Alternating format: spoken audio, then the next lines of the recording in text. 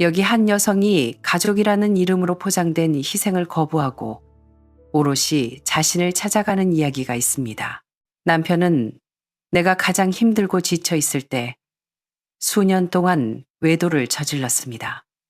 결국 이혼을 했고 나는 아무것도 가져오지 않았습니다. 그저 온몸에 남은 상처와 나는 누구에게도 빚지지 않았다라는 말 한마디만 가지고 나왔죠. 그 후로 나는 혼자 살았습니다.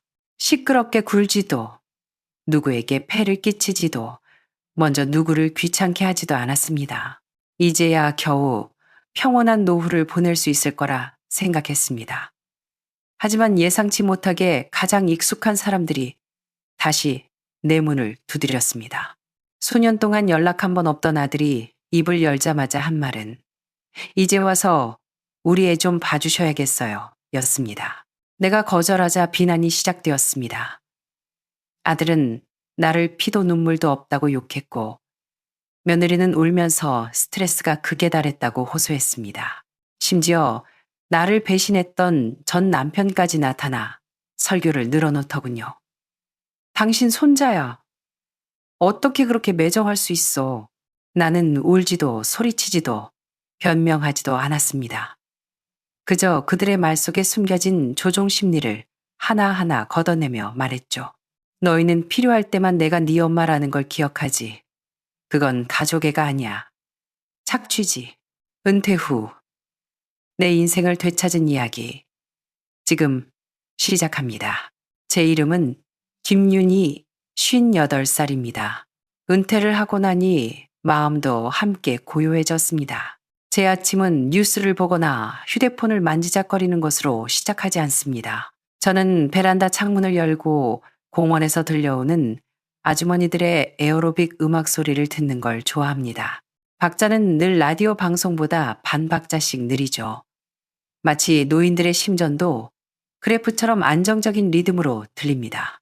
저는 매일 아침 6시 반, 정확히 집을 나서 30분간 산책을 합니다. 더도 말고 덜도 말고 일산 호수공원 산책로를 3바퀴 돕니다. 돌아오는 길에는 단골빵집에서 담백한 스콘 하나를 사고사 500원짜리 따뜻한 아메리카노 한 잔을 곁들입니다. 저는 단빵은 싫어합니다. 입에만 달콤하게 구는 사람 같아서 재미가 없거든요. 오늘 아침은 날씨가 좀 습했습니다. 우산을 접고 들어와 식탁 위에 빵 봉투를 올려놓고 막 빵을 꺼내려던 참에 휴대폰이 울렸습니다. 액정을 힐끔 쳐다보았습니다. 이름이 뜨는 순간 말랑하던 빵 봉투가 갑자기 딱딱하게 굳어버린 것 같았습니다. 박민우, 20년 동안 제게 먼저 전화를 건 적이 없는 이름입니다. 통화 버튼을 눌렀습니다. 여보세요라는 말은 하지 않고 그저 첫 마디를 기다렸습니다. 그는 아주 자연스럽게 말했습니다. 마치 어제 우리가 저녁을 같이 먹은 사이인 것처럼요. 엄마, 지은이가 애 낳았어요. 어제 퇴원했고요. 아들이에요. 건강하대요. 의사 선생님이 며칠 더 지켜보자고 했는데 우리가 상의해봤는데요. 엄마 시간 되시면 와서 애 좀 봐주실 수 있어요. 나는 아무 말도 하지 않았습니다. 창밖을 내다보니 공원의 아주머니들이 구령에 맞춰 발을 차고 있었습니다. 라디오에서는 팔을 위로 숨을 들이마시고라고 하는데 다들 팔은 너무 빠르고 숨은 너무 느립니다. 지휘를 전혀 듣지 않는 게 꼭 내 인생 같습니다. 엄마, 수화기 너머에서 다시 부르는 소리가 들렸습니다. 나는 빵을 다시 봉투에 넣으며 평온한 어조로 말했습니다. 나를 엄마라고 부를 거면 목소리에 진심을 좀 더 담아보렴. 잠시 멈칫했다가 한마디를 천천히 덧붙였습니다. 난 애 안 봐준다. 누구 애든 상관없어. 그는 예상을 못했는지 잠시 말이 없었습니다. 그러더니 억지로 웃음을 지어 보이려 했지만 목소리가 뻣뻣했습니다. 아니, 은퇴하셔서 집에서 쉬시니까 시간도 많으시잖아요. 그리고 본인 손자인데 나는 창가에 커피를 두어 시키며 말했습니다. 나한테 뭘 원하는 거니? 임시직. 이 전화는 아무리 들어도 가족 간의 안부 전화가 아니라 베이비시터 스케줄 확인하는 전화 같구나. 그가 침묵했습니다. 수화기 너머로 화를 참으려는 거친 숨소리가 들렸습니다. 나는 오히려 마음이 차분해졌습니다. 제 은퇴 생활은 임시 고객을 받지 않는단다. 정말 너무하신 거 아니에요? 지금 사람 구할 데가 없어서 그래요. 산후도우미 예약도 꽉 찼고 당장 도와줄 사람이 필요하다고요. 창밖 맞은편 세탁소 주인 아저씨가 수건을 널고 있는 게 보였습니다. 아저씨의 동작은 언제나 햇살의 속도를 따라갑니다. 민우야, 난 네가 느끼는 그 피로라는 감정이 전혀 아쉽지 않아. 난 혼자서도 아주 잘 살고 있거든. 전화기 넘어가 몇 초간 정적에 잠겼습니다. 목에 가시가 걸린 듯한 침묵 끝에 그가 입을 열었습니다. 목소리를 낮게 깔더군요. 엄마, 그냥 좀 도와달라는 거예요. 할머니잖아요. 부엌으로 가서 머그잔에 커피를 따랐습니다.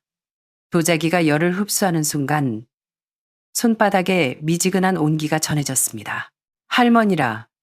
나는 그 단어를 곱씹었습니다. 핏줄을 말하는 거니. 그렇잖아요.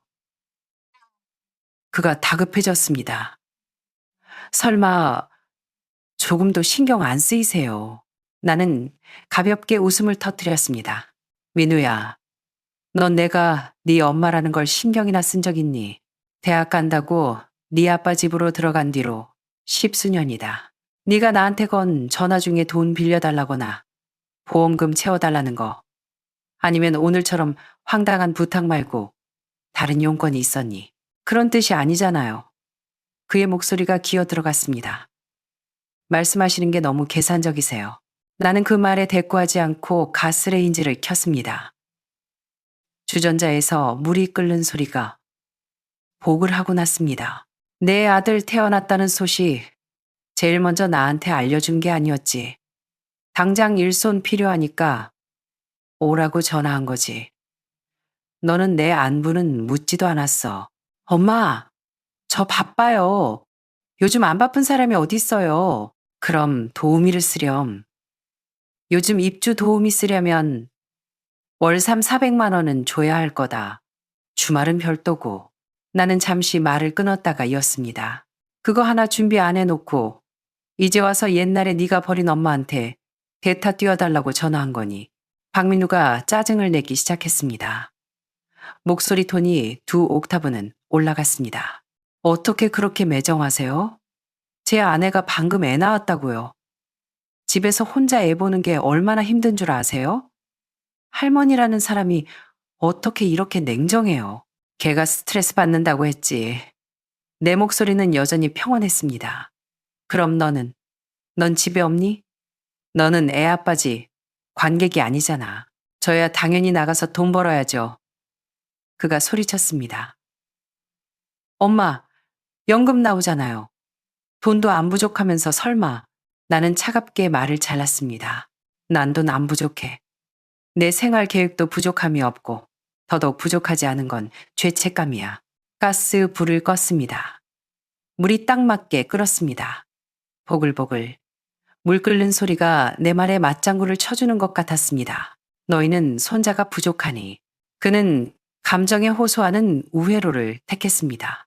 늙어서 손주가 옆에 와서 재롱 부리면 얼마나 행복한지 모르세요. 외롭지 않으세요. 난 외로운 게 아니야. 보온병에 물을 따르며 말했습니다. 자유로운 거지. 전화기 너머로 긴 침묵이 흘렀습니다.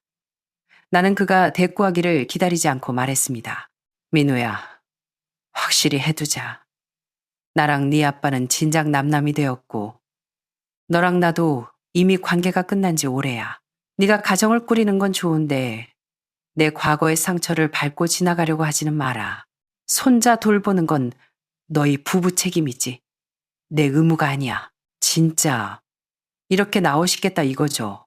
그의 목소리가 떨렸습니다. 화가 난 건지 울음이 터지기 직전인지 모를 떨림이었습니다. 그래, 네가 선택한 인생이니 끝까지 네가 책임지렴. 전화기 너머로 깊은 한숨 소리가 들리더니 뚝 하고 끊겼습니다. 까맣게 꺼진 휴대폰 액정을 바라보았습니다. 화면에 비친 내 얼굴은 담담했습니다. 이 사람은 내가 20년을 바쳐 빚어낸 결과물이었습니다. 아무도 도와주지 않았고 나 역시 누구에게 빚지지 않았습니다. 이 전화가 끝일 줄 알았습니다. 하지만 5분도 지나지 않아 휴대폰 화면이 다시 밝아졌습니다.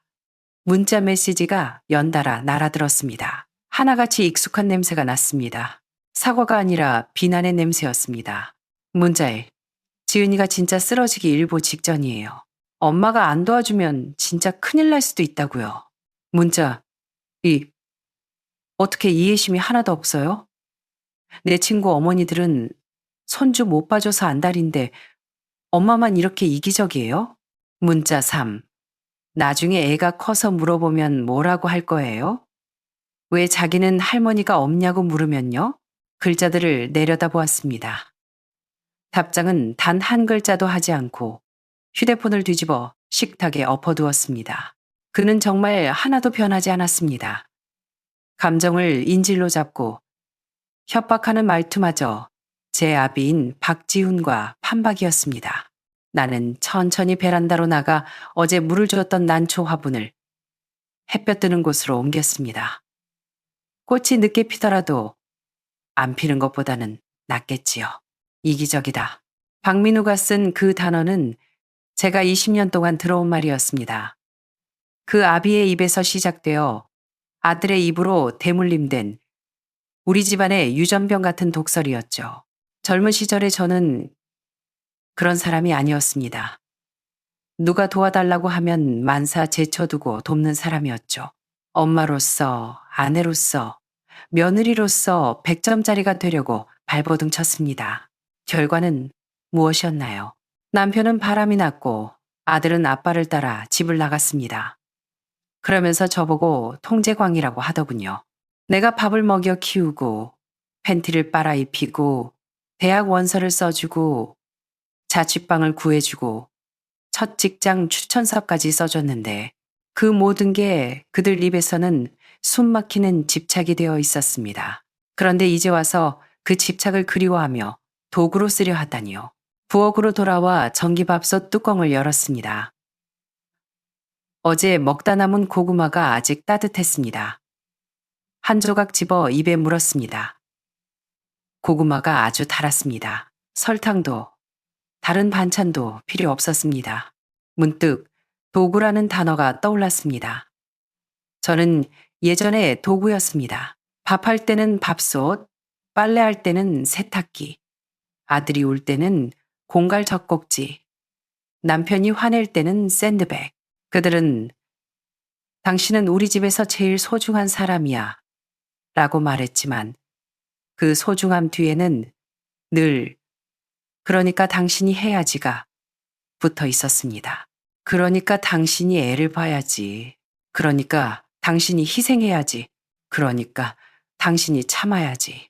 이제는 다릅니다. 저는 더 이상 도구가 되기를 거부합니다. 도구는 아니오라고 말할 수 없지만 저는 분명히 말했습니다.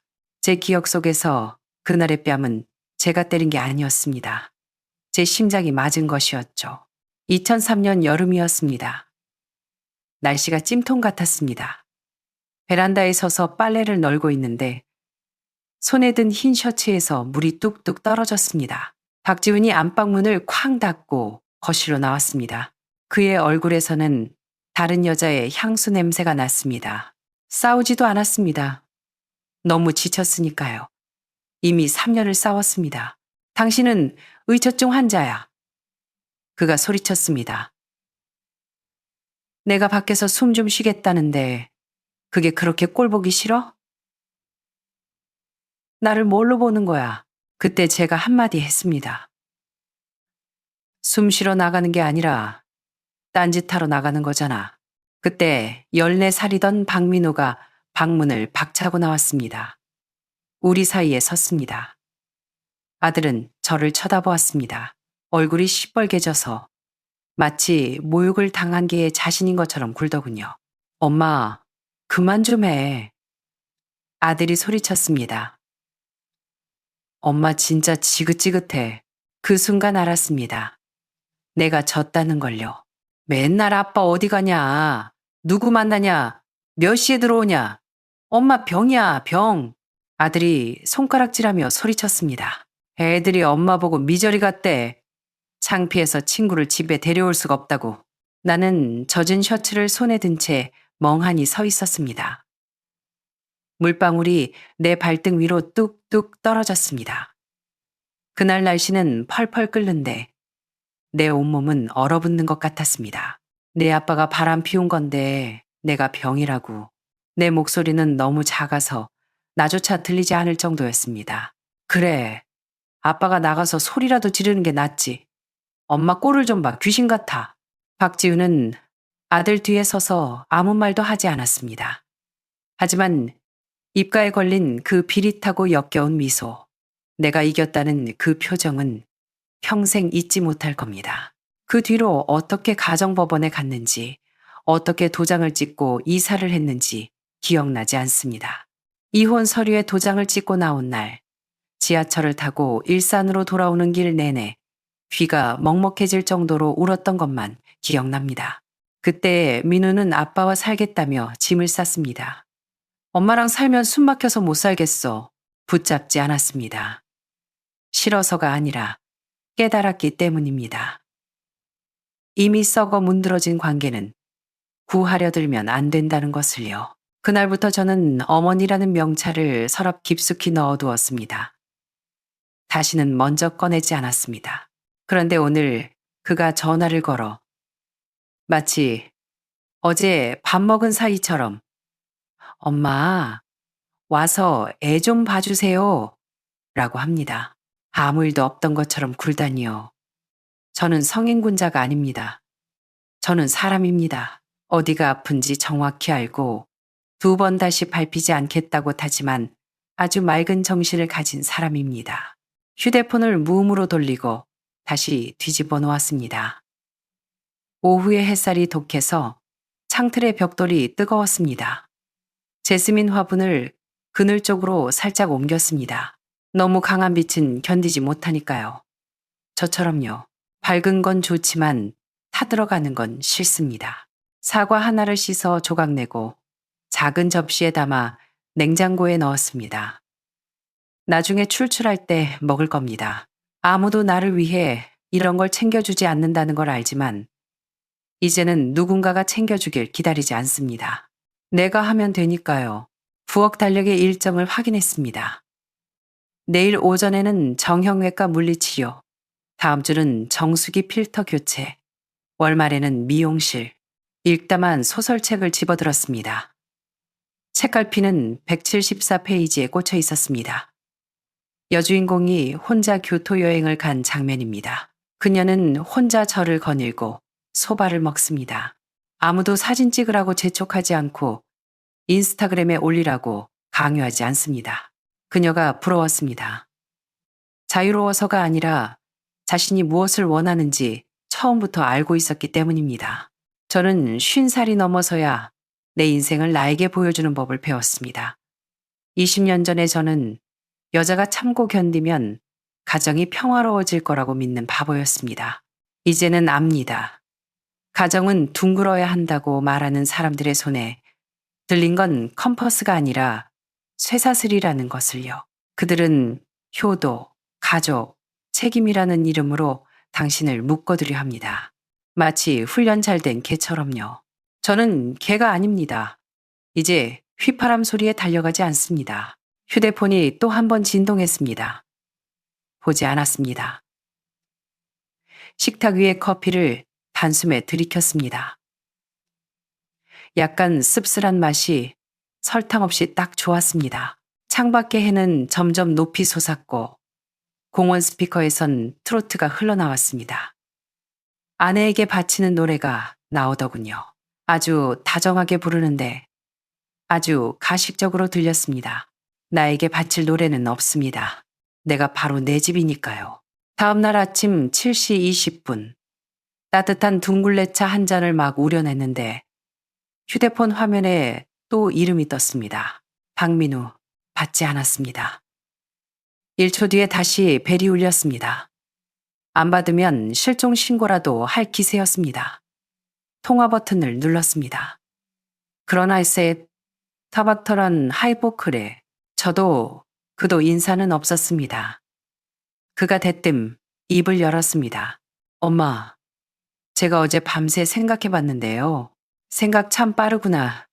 겨우 몇 시간 자놓고. 그는 제 침묵은 신경 쓰지 않고 말을 이었습니다. 지은이 상태가 진짜 안 좋아요. 하루 종일 울기만 해요. 자기가 혼자 애 낳고 혼자 키우는 것 같대요. 아무런 지원도 없이요. 그래서 내가 낮게 말했습니다. 타깃을 변경하기로 했니? 나를 공략해서 해결하려고. 사람을 왜 그렇게 삐딱하게 보세요? 그의 목소리가 부드러워졌습니다. 저는 엄마랑 좋게 이야기하고 싶어서 그래요. 지은이가 원래 우는 애가 아니잖아요. 진짜 한계인 거예요. 나는 바로 대답하지 않고 휴대폰을 어깨와 귀 사이에 끼운 채 신문을 펼쳤습니다. 문화면에 실린 고령 여성의 주체성 회복에 관한 칼럼이 눈에 들어왔습니다. 작가 이름을 메모해 두었습니다. 편지를 써볼 생각입니다. 엄마, 걔가 애 낳기 직전까지 걸레질하고 빨래한 거 아세요? 엄마 살아계실 땐 제 아들 3살 때까지 다 봐주셨잖아요. 밤중 수유까지 다 하셨다고요. 뭐라고? 나는 신문을 내려놓았습니다. 돌아가신 네 외할머니 희생을 팔아서 네 게으름을 정당화하지 마라. 전화기 넘어가 2초간 조용해지더니 다시 짜증 섞인 목소리가 튀어나왔습니다. 엄마, 제가 게을러서 그래요? 2마리 토끼를 다 잡을 수가 없으니까 그렇죠. 나는 한 글자 한 글자 힘주어 말했습니다. 그건 네 인생이야. 내가 뒤처리해줘야 하는 대본이 아니고. 그가 다급해졌습니다. 하지만 제 아내잖아요. 지금 정신 상태가 안 좋다고요. 의사가 산후우울증 초기 증세일 수도 있대요. 그럼 병원에 데려가야지. 왜 나한테 전화하니? 내가 쏘아붙였습니다. 난 네 엄마지. 걔 엄마가 아니야. 지금 나한테 전화한 건 며느리 정신 건강을 해결해 달라는 거니 아니면 걔가 혹시라도 잘못되면 네가 책임지기 싫어서 보험 들어놓으려는 거니. 말씀이 너무 지나치시네. 그의 목소리가 갈라졌습니다. 상처받은 척. 엄마, 진짜 너무 냉혈한인 거 아세요? 나는 의자 등받이에 몸을 기댔습니다. 너는 네가 얼마나 이기적인지 아니. 그가 숨을 들이마시는 소리가 들렸습니다. 목소리가 떨렸지만 울지는 않았습니다. 그는 내가 강하게 나가면 꺾이지 않는다는 걸 압니다. 전략을 바꿀 셈인가 봅니다. 제가 예전에 엄마한테 못되게 군 거 알아요. 넌 못되게 군 게 아니야. 내가 정정했습니다. 넌 아예 나를 엄마로 취급하지 않았어. 그때는 철이 없었잖아요. 아빠가 엄마 성격 이상하다고 하고 감정 기복 심하다고 하니까 저는 진짜 그런 줄 알았어요. 너도 이제 나이 먹을 만큼 먹었다. 내가 차갑게 말했습니다. 30 넘어서 철없었다는 핑계는 좀 늦은 감이 있구나. 그래서 지금 보상하려고 하잖아요.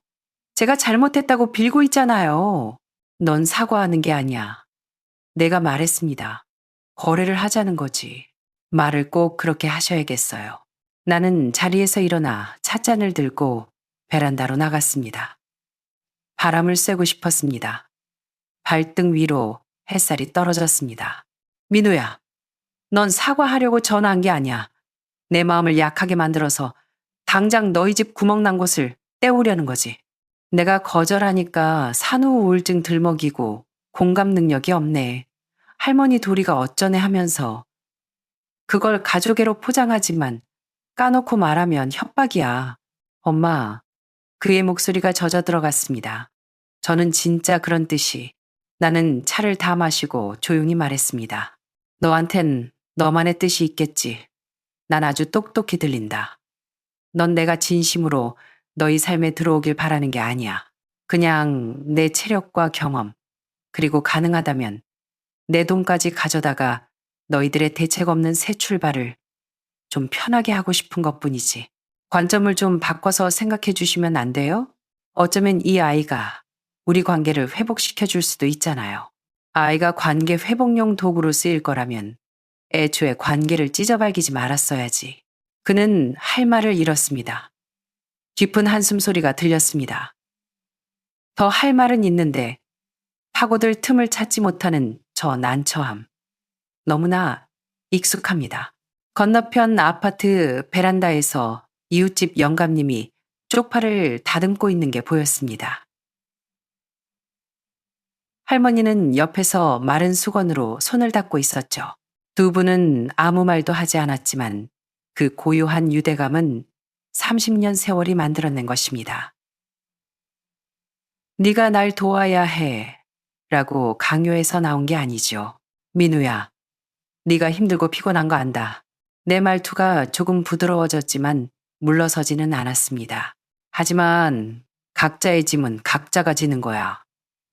내 남은 인생에서 제일 하기 싫은 게 뭔지 아니? 남이 싸질러 놓은 거 뒤치다꺼리 하는 거야. 너와 지은이가 결혼해서 아이를 낳은 건 너희의 결정이야. 그러니 그 길도 너희 둘이서 끝까지 걸어가렴. 그는 전화를 끊지 않았지만 대답도 하지 않았습니다. 아마 속으로 생각하고 있겠죠. 이 여자는 어떻게 이렇게 인정머리가 없지? 나는 그를 탓하지 않습니다. 그는 한 번도 혼자 살아본 적이 없어서 모르는 겁니다. 하지만 나는 살아봤습니다. 그리고 아주 잘 살아냈습니다. 휴대폰이라는 물건은 현대인의 감정 소생 장치 같습니다. 연락하지 않을 때는 감정이 죽어 있다가 벨소리 한 번이면 전기 충격기처럼 추억을 찌릅니다. 시체가 움찔거리는 것처럼 감정이 잠시 살아난 척을 하죠. 그날 오후 베란다에서 시든 잎을 정리하고 있는데 바람 때문에 눈꺼풀이 간지러웠습니다. 휴대폰이 울렸습니다. 저장되지 않은 번호였지만 누군지 알 수 있었습니다. 여보세요. 윤희야. 수화기 너머로 들려오는 목소리는 30년 된 낡은 선풍기 바람 같았습니다. 미지근하고 텁텁한 바람. 요즘 잘 지내지? 나는 대답하지 않았습니다. 그도 대답을 기대하지 않았는지 준비한 대사를 읊었습니다. 요즘 마음고생이 좀 있다며? 민우한테 들었어. 그는 아주 조심스럽게 말했습니다. 네가 뭔가 오해하고 있는 것 같아서. 걔가 원래 말을 좀 퉁명스럽게 하잖아. 어려서부터 좀 별나기도 했고 오해한 거 없어. 내가 말했습니다. 우리가 그래도 가족이었잖아. 말 못할 게 뭐 있어. 당신 마음 약한 거 내가 알지? 겉으로만 센 척하고. 그가 허 웃었습니다. 민우, 그 녀석. 사실 속으로는 당신한테 다가가고 싶어해. 지은이도 애 낳고 힘들어서 그래. 당신도 겪어봐서 알잖아. 그럴 때 친정엄마 같은 사람이 얼마나 필요한지 나는 그가 하는 말을 대본 낭독 듣듯이 듣고 있었습니다. 그의 목소리에는 여전히 설탕이 발려 있었고 물론도를 재보는 듯한 떠보기식 화법도 여전했습니다. 천천히 입을 열었습니다. 박지훈 씨, 우리 이혼한 지 20년 됐어. 지금 전화한 거 나 걱정해서가 아니라 당신 아들이 또 사고 친 거 수습 안 돼서 그런 거지. 헤이, 말을 왜 그렇게 해? 진짜 당신 걱정돼서 그래. 그가 부드럽게 말을 돌렸습니다. 솔직히 당신 혼자 사는 거 적적하잖아. 식구 하나 늘고 손주 재롱도 보고 집안도 북적거리고 좋잖아. 그렇게 외롭게 안 살아도 되고 내 외로움을 걱정해 준다고 나는 헛웃음이 나왔습니다. 당신이 나 혼자 아들 키우게 내버려 두고 나갔을 때는 왜 그런 걱정 안 했어? 그때야 우리 다 어렸고 누구나 실수할 수 있잖아. 그가 잠시 멈칫했습니다. 옛날에 우리 대천 해수욕장 갔을 때 기억나? 당신 민우살 탈까봐 정작 자기 몸에는 선크림 바르는 것도 까먹었잖아. 당신 모성애 강한 사람이야. 나는 가위를 내려놓았습니다. 목소리가 몇 도 더 차가워졌습니다. 나 지금 베란다 난초도 귀찮아서 물 잘 안 줘. 하물며 당신 손자를 봐달라고. 그가 침묵했습니다. 몇 초 뒤 짜증 섞인 본색이 드러났습니다. 윤희야, 고집 좀 그만 부려. 우리가 이혼은 했어도 걔는 내 배 아파 낳은 자식이야. 손자도 내 핏줄이고. 나는 눈썹을 치켜떴습니다. 누가 그래? 내 핏줄이라고. 난 그가지 쳐낸 지 20년 됐어. 말 참 독하게 하네. 그의 목소리가 거칠어졌습니다. 자기 아들한테 이렇게까지 절정재친할 수 있어? 나중에 걔가 당신 아는 척도 안 하면 어쩌려고 그래. 어차피 안 하잖아. 내가 천천히 말했습니다. 지난 20년 동안 걔가 나한테 먼저 찾아온 적이 왜 없었는지 생각해 본 적 있어? 이혼하고 내가 왜 걔한테 한마디도 안 하고 보냈는지 생각해 본 적 있냐고. 박지우는 할 말을 잃었습니다. 전화기 넘어가 갑자기 조용해졌습니다. 이제야 이 대화의 주도권이 자신에게 없다는 걸 깨달은 눈치였습니다. 내가 낮게 덧붙였습니다. 당신 오늘 전화해서 돈 얘기 말고 진짜 나에 대해 한마디라도 했어? 내가 뭘 좋아하고 뭘 싫어하는지, 매운 걸 먹는지 안 먹는지, 언제 은퇴했는지, 어디 사는지, 아픈 데는 없는지. 그는 침묵했습니다. 내가 그의 대사에 독국물을 탄 것처럼 입을 다물었습니다. 한숨을 쉬며 말했습니다. 당신은 여전하네. 말로는 걱정이라면서 사실은 나를 그 지겨운 진흙탕으로 다시 끌어들여서 당신 아들 돈 좀 아끼게 해주려는 거잖아. 베이비시터 월급 아끼려고. 윤희야, 그가 말을 자르려 했습니다. 분명히 말해두는데 내 돈 단시본도 박민호한테 안 가. 이미 변호사 선임했고 유사는 전액 사회 환원할 거야. 나 죽고 나서 부고 소식도 너희한테 안 갈 거다. 전화기 너머에서 흡 하는 소리가 들렸습니다. 분노가 목구멍에 걸린 소리였습니다. 진짜 이렇게까지 해야겠어. 그가 이를 갈았습니다. 독한 건 너희들이야. 내가 아니라. 나는 천천히 숨을 내쉬었습니다. 나는 원래 내 것이었던 인생을 하나씩 되찾아오는 중일 뿐이야. 미친 여자 같으니라고.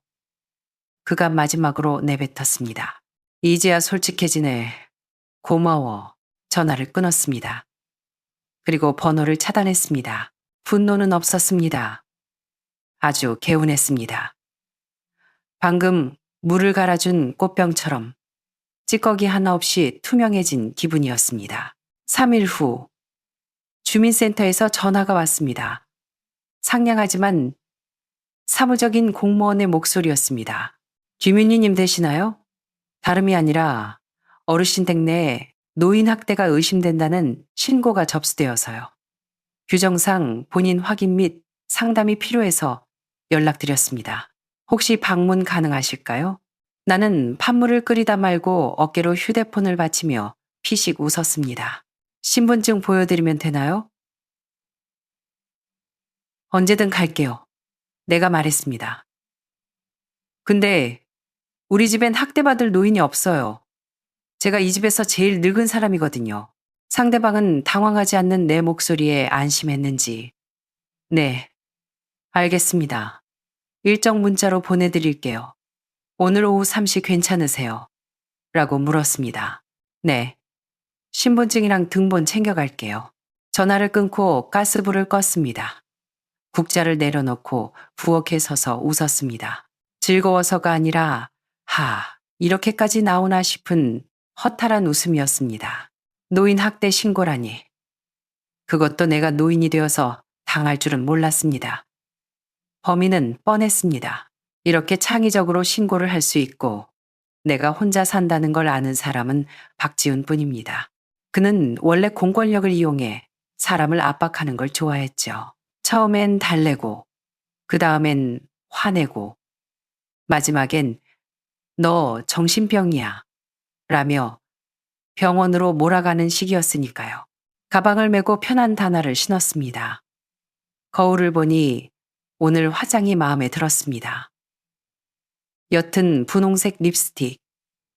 도발적이지 않지만 절대 약해 보이지 않는 색깔입니다. 주민센터 상담실에 들어가 신분증을 내밀었습니다.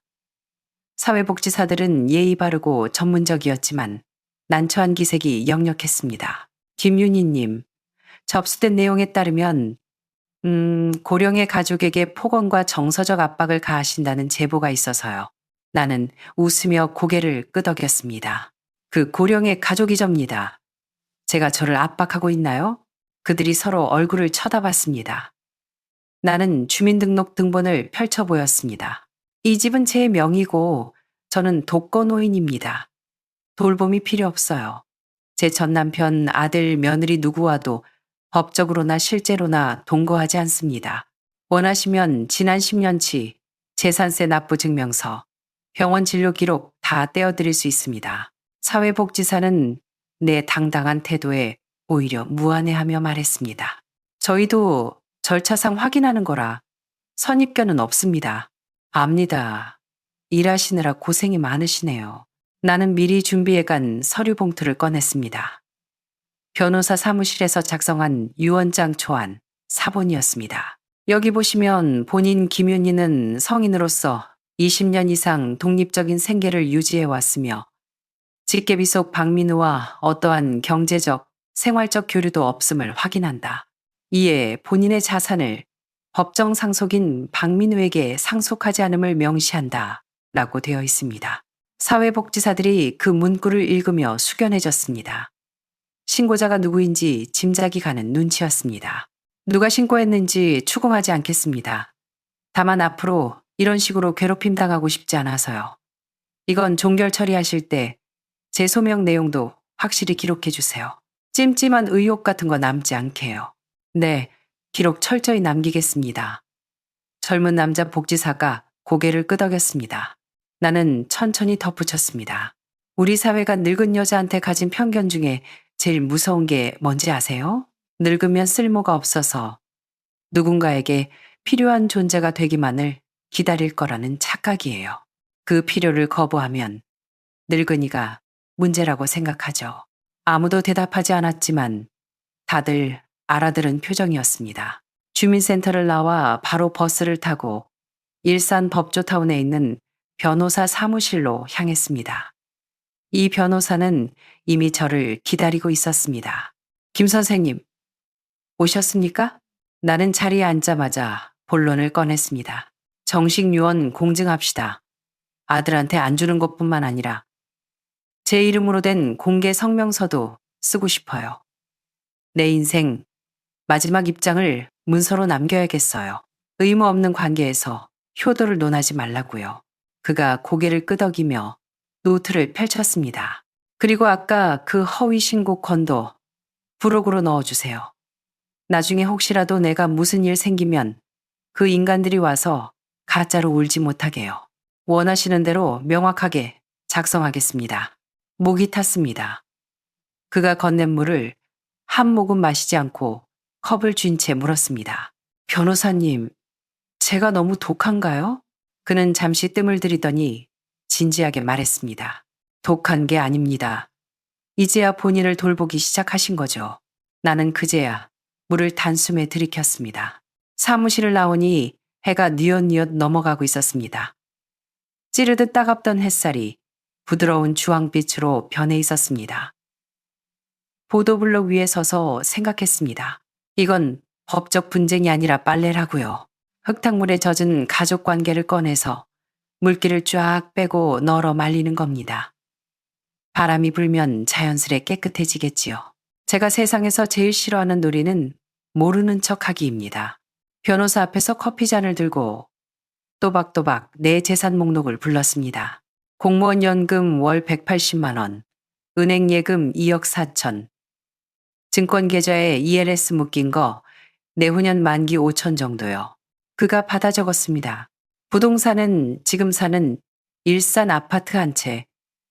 친정아버지가 계약금 도와주셨고 제가 18년 동안 부어서 대출 다 갚았습니다.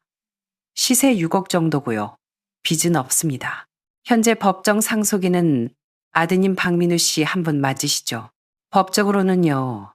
감정적으로는 없습니다. 그는 펜 끝으로 종이를 톡톡 치며 이해한다는 신호를 보냈습니다. 전 재산을 지정된 단체와 개인에게 기부하고 박민우에게는 유류분 반환 청구 소송이 들어오더라도 최소한만 방어하고 싶습니다. 그리고 부양 의무 불이행을 명시해 주세요. 수익자는 누구로 하시겠습니까? 가방 안쪽 주머니에서 명함 한 장을 꺼냈습니다. 대구 여성인권센터입니다. 예전에 강의 들으러 갔다가 알게 된 곳이에요. 그 돈이 제 아들 주머니에 들어가는 것보다 훨씬 가치 있게 쓰일 겁니다. 그리고 현금 2천만 원은 심순자님께 드리고 싶어요. 예전 학교 행정실 청소해 주시던 분인데 뇌졸중으로 쓰러지시고 가족들도 연락을 끊었거든요. 매달 조금씩 보내드리곤 있는데 목돈이 필요하실 거예요. 변호사가 드물게 옅은 미소를 지었습니다. 기억하고 계시는 분이 많네요. 기억력이 너무 좋아서 탈이죠. 유언 집행인은 지정하시겠습니까? 변호사님이 해주세요. 제 냉정한 결정을 집행해줄 냉정한 사람이 필요합니다. 커피를 한 모금 마시며 씁쓸하게 웃었습니다. 변호사님, 저도 젊을 때는요, 늙으면 자식 손자 둘러앉아 설날에 떡국 먹고 세뱃돈 주는 상상했어요. 근데 그건 드라마고, 현실은요, 고마움을 바랄수록 호구 잡히기 쉽더라고요. 가족 형태가 변했는데 기대치는 아직 쌍팔년도에 머물러 있는 경우가 많죠. 전 이제 기대 안 해요. 내가 웃었습니다. 제 목표는 제가 죽고 나서 제 돈 가지고 개싸움 나는 꼴 안 보는 겁니다. 법적으로 깔끔하게 처리해드리겠습니다. 걱정 마십시오. 돈 때문에 싸울까봐 걱정하는 게 아니에요. 밖에서는 대성통곡하면서 안에서는 열쇠 찾느라 서랍 뒤지는 꼴이 싫어서 그래요. 우리는 악수를 하고 일어났습니다. 그가 서류를 챙기며 물었습니다. 사적인 질문 하나 해도 될까요? 정말 후회 안 하십니까? 아드님한테 기회조차 안 주시는 거요. 창밖 횡단보도에 햇살이 케이크 조각처럼 균일하게 떨어져 있었습니다. 기회를 안 주는 게 아니에요. 시험장에 올 생각조차 없는 놈한테 답안지를 보여줄 순 없잖아요. 사무실을 나서는데 발걸음이 대청소를 끝낸 것처럼 가벼웠습니다. 이건 유산 분배가 아니라 도둑 맞았던 내 인생을 회수하는 과정이었습니다. 집에 돌아와 낮잠 이불을 개고 있는데 휴대폰이 또 진동했습니다. 부재중 전화, 그리고 문자. 엄마, 저 아파트 밑이에요. 안 내려오시면 계속 기다릴 거예요. 창가에 서서 아래를 내려다보았습니다. 박민우가 보였습니다. 구겨진 남색 폴로 셔츠를 입고 주머니에 손을 찔러 넣은 채 발로 바닥을 툭툭 차고 있었습니다. 신발에 모래라도 들어간 것처럼요. 당장 내려가지 않았습니다. 그가 아무리 급해도 내 첫 번째 반응은 응답이 아니라 판단이어야 한다는 걸 배웠으니까요. 그는 장소를 아주 잘 골랐습니다. 아파트 정문 앞, 우리 단지에서 제일 사람 왕래가 많은 곳입니다. 맞은편엔 분식집과 야채 가게가 있죠. 시간대도 기가 막힙니다. 이웃들이 저녁 창거리 사러 나올 시간, 창문을 천천히 열었습니다. 아무 말도 안 했습니다. 고개를 든 박민우가 저를 발견하고는 대뜸 목소리를 높였습니다. 엄마, 진짜 아들 안 보실 거예요. 울지는 않았지만 눈시울이 붉었습니다. 슬픔 때문이 아니라 연기용 충혈이었습니다. 내가 반응이 없자 그는 목소리를 더 키웠습니다. 행인들이 다 들으라는 듯이요. 제 와이프가 애 낳고 미쳐가는데 엄마는 저 넓은 집에서 혼자 살면서 도와주지도 않냐고요. 분식집에서 나오던 옆동 아주머니가 그를 쳐다보더니 나를 올려다보았습니다. 그의 손에 들린 비닐봉지에는 떡볶이와 순대가 들어있는 것 같았습니다. 김 여사, 아들이야. 아주머니가 물었습니다. 나는 고개를 끄덕였습니다. 내가 낳긴 했는데 연 끊은 지 오래야. 아주머니는 어휴, 딱해 보이는데 하고 혀를 찼습니다. 내 속에서 우라가 치밀어 올랐지만 꾹 눌렀습니다. 이게 바로 박민우가 원하는 그림입니다. 대화하러 온 게 아니라 대중의 시선을 칼로 삼아 나를 심판대에 세우려는 수작. 엄마, 한 발짝만 양보해주면 안 돼? 내가 여기까지 왔는데 문전박대하는 게 어딨어? 나 버릴 거야. 나는 드디어 입을 열었습니다. 박민우, 그렇게 고래고래 소리 지르는 건 누구 보고 편들어 달라는 거니? 그는 내가 이렇게 차분하게 나올 줄 몰랐는지 멈칫했습니다. 그런 거 아니야. 엄마랑 대화하고 싶어서. 넌 대화하러 온 게 아니라 쇼하러 온 거야. 내가 쏘아붙였습니다. 카메라랑 유튜버만 안 불렀지 하는 짓은 똑같구나. 그가 멍하니 서 있다가 얼굴이 일그러졌습니다. 그래? 나쁜 엄마 역할 필요해서 그런다. 왜? 내가 울면 사람들이 엄마가 나한테 십수년 연락 안 한 거 모를 것 같아. 그가 소리쳤습니다. 눈물이 핑 돌았습니다. 나도 잘못한 거 알아. 내가 개자식이었던 거 안다고. 근데 지금 와서 다시 시작하고 싶다는데. 왜 그래? 넌 관계를 다시 시작하려는 게 아니라 애 봐줄 사람 찾으러 온 거야. 두 개를 섞지 마. 그가 숨을 몰아쉬었습니다. 진짜 방법이 없어서 그래요. 방법이 없는 게 아니라 감당하기 싫은 거겠지. 내 목소리는 흔들리지 않았습니다. 정부 지원 산 후 도우미 신청하고 너희 생활비 줄여서 사람 써라. 여기 와서 비는 건 그게 제일 돈 안 드는 방법이라서 그런 거잖아. 그가 고개를 숙이고 주먹을 쥐었습니다. 진짜 피도 눈물도 없네. 그래, 없어. 네가 필요할 때만 날 엄마 취급하는데 내가 왜 피와 눈물을 흘려줘야 하니? 주변 사람들이 수군거리는 소리가 들렸지만 신경 쓰지 않았습니다. 타인의 온도에 맞춰 내 인생을 조절하지 않기로 했으니까요. 창가에 바짝 붙어서 또렷하게 말했습니다. 당장 안 가면 경찰 부른다. 주거 침입이랑 소란죄로 신고할 거야. 여기 주민들이 다 증인이다. 그의 눈빛이 흔들렸습니다. 입술을 깨물었지만 더 이상 대꾸하지 못했습니다. 나는 창문을 탁 닫고 블라인드까지 내렸습니다. 햇빛이 차단되니 집안이 고요해졌습니다. 밖에서 웅성거리는 소리가 들렸지만 귀를 닫았습니다. 전기밥솥 취사 버튼을 눌렀습니다. 우엉밥을 지을 겁니다. 감정의 파도가 지나가고 나면 밥맛은 언제나 돌아옵니다. 아무리 큰 파도라도 휩쓸려 가지만 않으면 됩니다. 그날 저녁 샤워를 하고 소파에 앉아 발에 오일을 바르는데 휴대폰이 울렸습니다. 화면에 뜬 이름 때문에 1초간 멍해졌습니다. 이지은, 며느리의 번호를 저장한 게 처음이었습니다. 결혼하고 지금까지 우리가 나눈 대화는 5분도 안 될 겁니다. 그녀는 언제나 예의 바르지만 거리를 뒀습니다. 결혼식장의 미지근한 오렌지 주스처럼요. 전화를 받았습니다. 여보세요. 대신 침묵을 지켰습니다. 어머님, 저예요. 그녀의 목소리는 물에 젖은 솜처럼 무거웠습니다.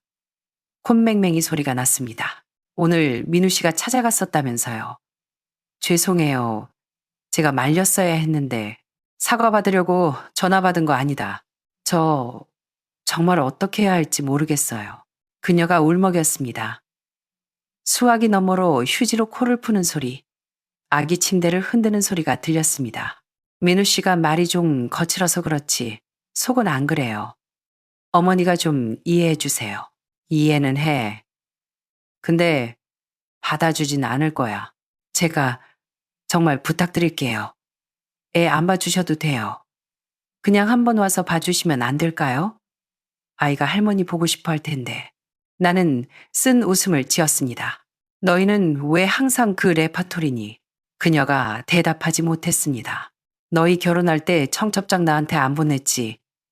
내가 서운해서 이러는 거 아니야. 그때 너희는 분명히 선을 그었어. 우리끼리 잘 살겠다고. 근데 이제 와서 힘들다고 내쫓았던 옛날 엄마한테 손을 벌리니 그런 뜻이 아니었어요. 그녀의 목소리가 떨렸습니다. 상황이 복잡했고 민우 씨도 어머니가 불편해 하실까봐 불편해 할 거라고 짐작한 건 너희지. 내가 말을 끊었습니다. 지은아, 난 널 미워하지 않아. 네가 나쁜 애가 아니라는 것도 알아. 그냥 요즘 젊은 며느리들처럼 시어머니를 부담스러운 존재로 여기면서도 필요할 때 쓸 수 있는 자원으로 생각하는 것뿐이지. 아이 잘 키우는 건 너희 부부 책임이야. 나는 엄마로서의 의무를 다 마쳤어. 이제 AS 기간 끝났단다. 하지만 저희 진짜 죽을 것 같아요. 그녀가 흐느꼈습니다. 조금만 마음 열어주시면 안 돼요. 한숨을 쉬었습니다. 이지은, 넌 성인이잖아.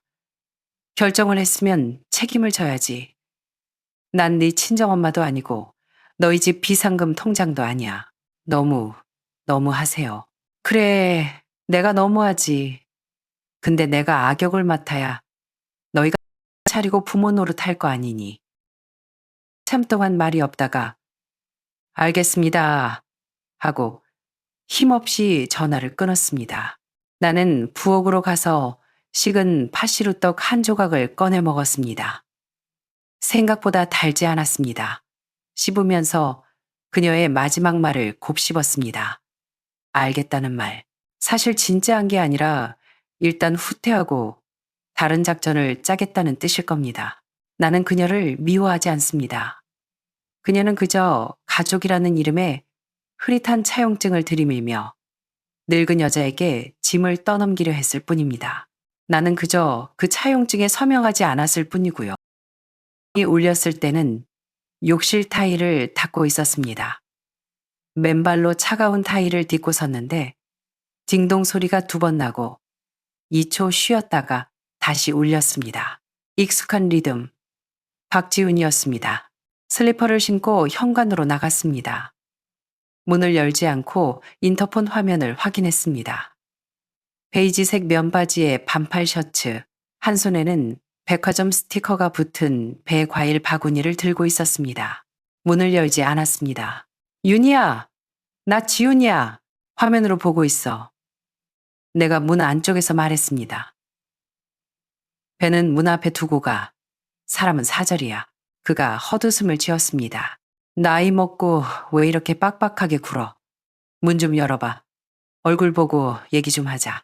우리 집은 개방형 화장실이 아니야. 아무나 들어오는 데 아니라고.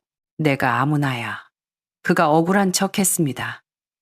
그래도 20년 살 부대 끼고 산 사이인데 안전고리를 걸고 문을 반쯤 정도만 열었습니다. 들어오지 못하게 몸으로 막았습니다. 그가 과일 상자를 들이밀길래 손으로 막았습니다. 두고 가라고 했소. 그가 뻘쭘해하며 과일 상자를 바닥에 내려놓았습니다. 당신 마음 알아. 아직 나한테 앙금 있는 거. 근데 우리 이제 늙었잖아. 놓을 건 놓고 살자. 나는 그를 빤히 쳐다봤습니다. 민우일. 내가 걔한테 따끔하게 얘기했어. 걔도 반성 많이 하고 있어.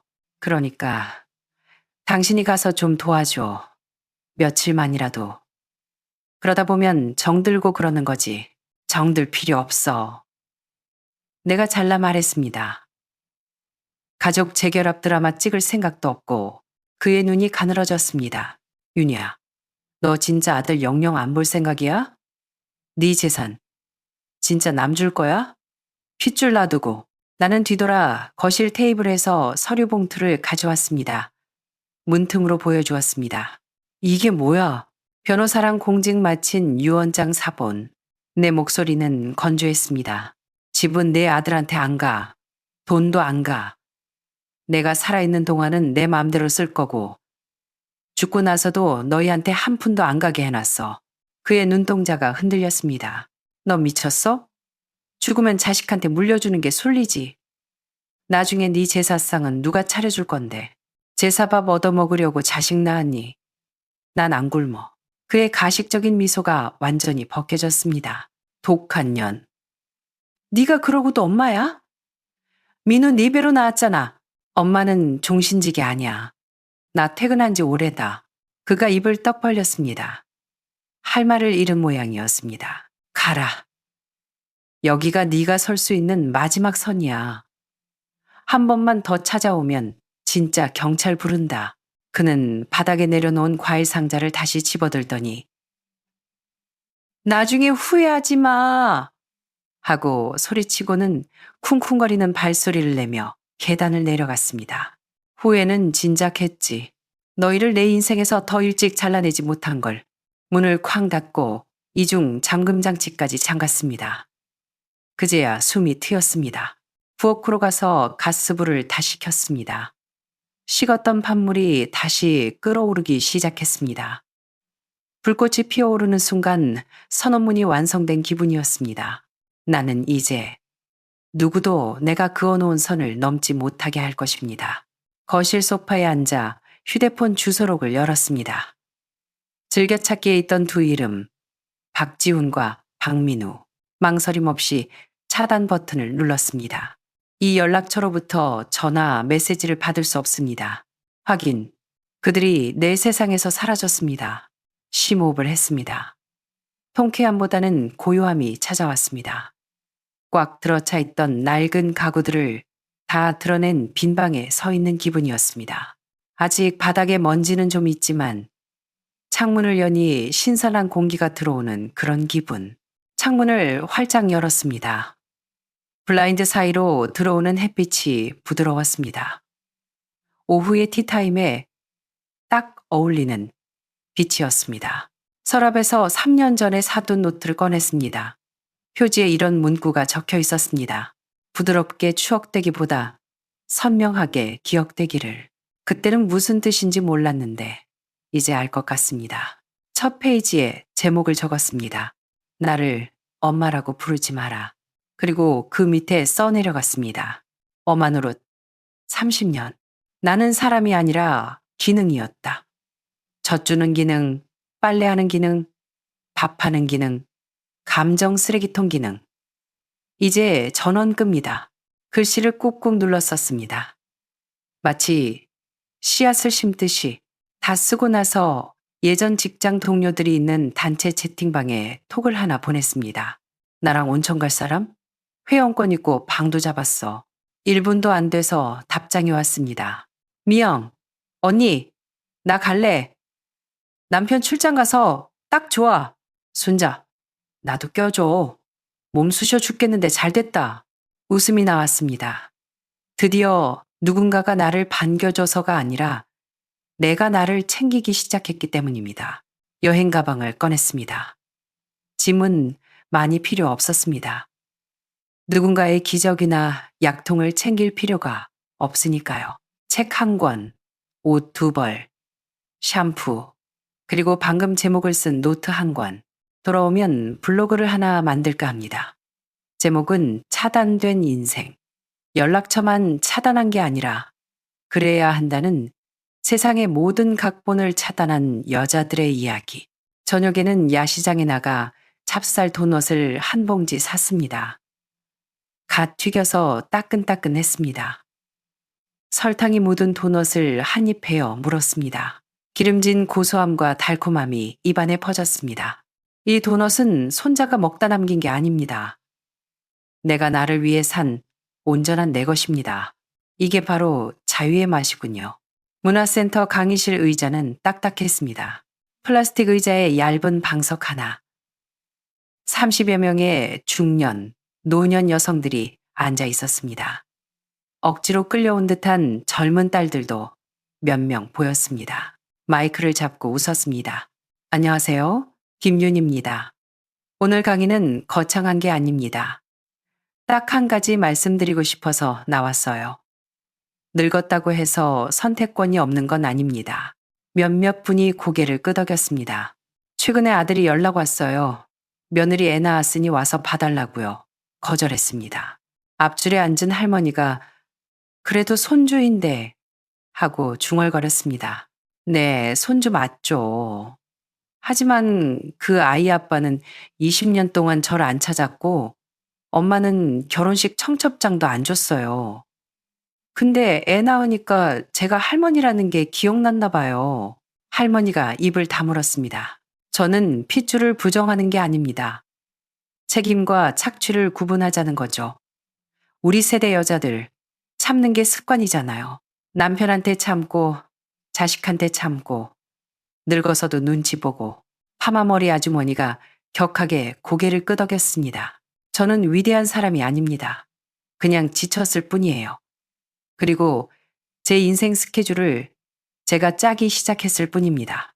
준비해간 유언장 4번을 들어보였습니다. 전 재산사회 환원합니다. 아들한테 안 줍니다. 복수가 아니라 죽을 때 억울하지 않으려고요. 강의실에 정적이 흘렀습니다. 안경 쓴 중년 여성이 손을 들었습니다. 나중에 아파서 쓰러지면 누가 돌봐줘요? 겁 안 나세요? 겁나죠. 근데 더 겁나는 건 뭔지 아세요? 간병받는 대가로 내 영혼까지 저당 잡히는 거예요. 그건 돌봄이 아니라 거래죠. 물을 한 모금 마시고 청중을 둘러보았습니다. 가족이라는 게 없다고 부정할 순 없죠.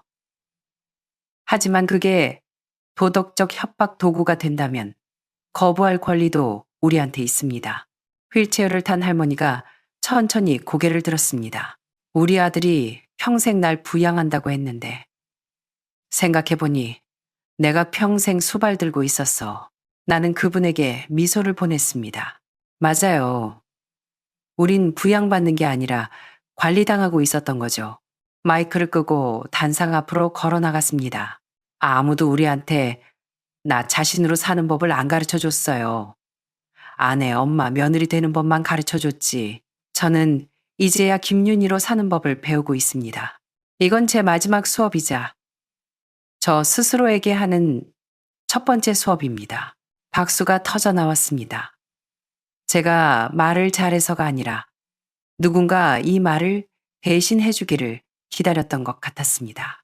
강의가 끝나고 짐을 챙기는데 저보다 조금 어려 보이는 여성이 다가왔습니다. 저기 오늘 하신 말씀 녹음했는데 제 딸한테 들려줘도 될까요? 그럼요. 그녀가 수줍게 웃으며 덧붙였습니다. 저도 유언장 쓰고 싶어졌어요. 아니, 인생 주권 선언문이요. 우리는 마주보고 웃었습니다. 문화센터를 나와 일산 호수공원 길을 걸었습니다. 바람이 차지 않고 부드러웠습니다. 호수 위에 비친 노을이 금빛으로 부서지고 있었습니다. 마치 깨진 거울 조각들이 반짝이는 미래처럼 보였습니다. 그들이 다시 찾아올지도 모릅니다. 하지만 상관없습니다. 이미 내 인생 대본에서 그들을 주연해서 엑스트라로 강등시켰으니까요. 대사도 없고 조명도 비추지 않을 겁니다. 저는 이제 바쁩니다. 여행도 가야 하고 글도 써야 하고 그 게으른 제스민 화분도 분갈이 해줘야 하거든요. 제 인생의 마지막 챕터는 누군가에게 효도받는 법을 가르치는 게 아니라 혼자서도 얼마나 근사하게 살 수 있는지 보여주는 이야기가 될 것입니다. 여러분은 이 선택을 어떻게 보시나요? 평생 키운 자식이 필요할 때만 부모를 찾는 것, 할머니니까 라는 말로 희생을 강요하는 것. 이것은 가족의 일까요? 아니면 뻔뻔한 착취일까요? 가족이라는 이름으로 포장된 당연한 희생에 대해 여러분의 생각은 어떠신가요? 댓글로 여러분의 경험과 생각을 들려주세요. 이 이야기에 공감하신다면 구독과 좋아요 부탁드립니다. 우리는 서로의 인생을 응원하는 동반자니까요.